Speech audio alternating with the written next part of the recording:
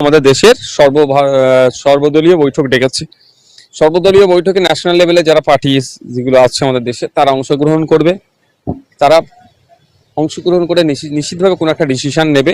তবে যুক্তরাষ্ট্র বা লন্ডন বা আপনি যেটা বলছেন ইংল্যান্ড নিতে চাইছে কি চাইছে না, আমি এখনো আমার কাছে এই ধরনের কোনো সোর্সে খবর নাই।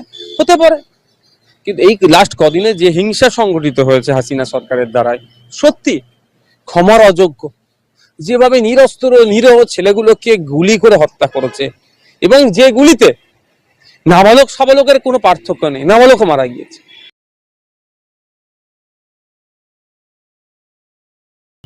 আমাদের প্রতিবেশী দেশ একটা, বা আমাদের দেশের কিছু বৈদেশিক নিয়ম নীতি আছে, সেই নীতির বাইরে গিয়ে তো আমরা বলতে পারি না কথা।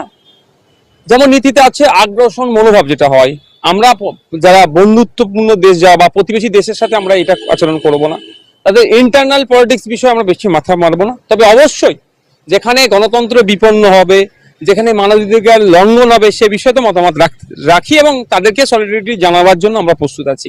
কি আসা যায়, তাহলে দেখতে পাবেন কোটা সংস্কার নিয়ে একটা আন্দোলন সংগঠিত হয়েছিল। সেই আন্দোলনকে বাংলাদেশ হাসিনা সরকার এবং তার পেটুয়া কিছু বাহিনী দিয়ে যেভাবে রোধ করার জন্য নির্বিচারে নিরস্ত্র ছাত্র যুবদের উপরে যেভাবে হামলা চালিয়েছে, সেটা ধিক্কারযোগ্য, নিন্দাযোগ্য। সেই ফলটা কিন্তু আজকে ভুগতে হচ্ছে। তার ফলে কি হয়েছে, মানুষের মনে একটা ক্ষোভ হয়ে একটা গৃহযুদ্ধ দিকে বাংলাদেশে এগিয়ে যাচ্ছে। সবার সাধারণ মানুষ থেকে শুরু করে যারা আছেন তারা দেখুন একটা জিনিস, এই যে সরকার একটা ছেড়ে চলে আসলো, কোনো মানুষ পাশে পেলেন বাংলাদেশ সরকারের? সেই অর্থে মানে কিভাবে ওই যেভাবে নিরস্ত্র ছেলেদের উপরে আক্রমণ করেছে তার ক্ষোভের বহিঃপ্রকাশ, বা উল্টে সাধারণ মানুষ আজকে বিজয় উৎসব পালন করছে। তার তো ব্যাপারটা হচ্ছে যেভাবে দমন পীড়ন করে রেখেছিল তার বহিঃপ্রকাশ এটা।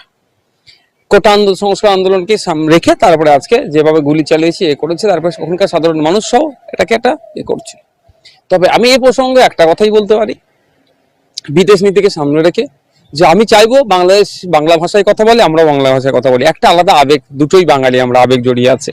যখন নিরহ ছাত্রদের উপরে গুলি করেছিল, তাদেরকে হত্যা করেছিল, তখন প্রতিবাদ জানিয়েছিলাম। আজকে আমি অনুরোধ করব যারা আন্দোলনরত আছেন, যারা আন্দোলনে নেতৃত্ব দিচ্ছেন, তাদেরকে শুধু এটুকুই বলবো যে ওখানে প্রায় 13,000 ভারতীয় মানুষ আছেন, বিভিন্ন কর্মসূত্রে পড়াশোনার জন্য আছেন, এবং ভারতীয় বংশোদ্ভূত যারা 3-4 পিঢ়ি আগে থেকে গেছে তারাও আছেন, এবং ওখানকার ভিন্ন ধর্মের মানুষ, সংখ্যালঘু সমাজের মানুষ আছেন, এই চাকমা জাতি অর্থাৎ আদিবাসী সমাজের মানুষ আছেন।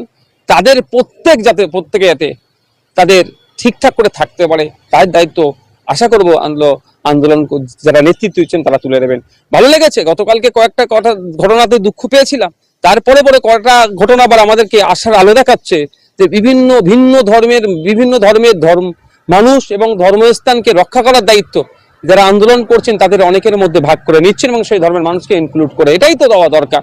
আমরা চাইবো বাংলাদেশ দ্রুত শান্তি ফিরে আসুক। প্রতিবেশী রাষ্ট্রে যদি এই অশান্তির আগুনে জলে অগ্নিগম অবস্থায় থাকে, আমাদের দেশে তার ইফেক্ট করবে, আমাদের বাংলাতে ইফেক্ট করবে। আমরা চাই না কোনোভাবে বাংলাদেশ দীর্ঘদিন ধরে এই ধরনের অশান্তির আগুন জ্বলুক।